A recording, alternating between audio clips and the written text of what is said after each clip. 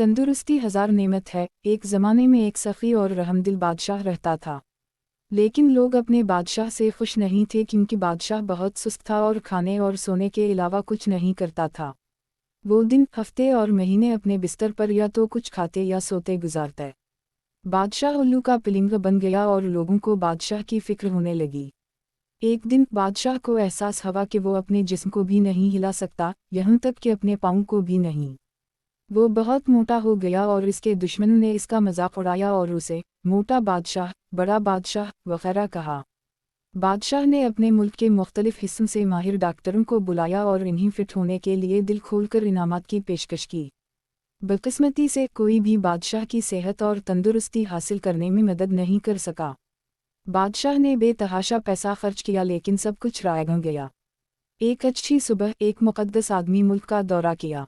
इसने बादशाह की खराबी के बारे में सुना और महल में वज़ीर को बताया कि वो बादशाह को आसानी से ठीक कर सकता है।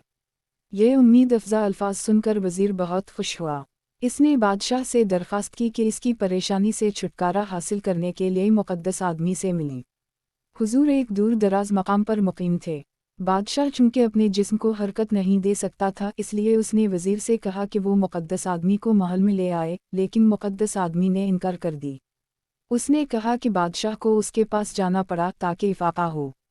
सख्त कोशिशों के बाद बादशाह ने मुअख्खर ज़िक्र की रहाइशगाह पर मुक़द्दस आदमी से मुलाकात की। मुक़द्दस आदमी ने बादशाह की तारीफ़ करते हुए कहा कि वो एक अच्छा हुक्मरान है और कहा कि वो जल्द सेहतयाब हो जाएगा। इसने बादशाह को अगले दिन इलाज के लिए आने को कहा।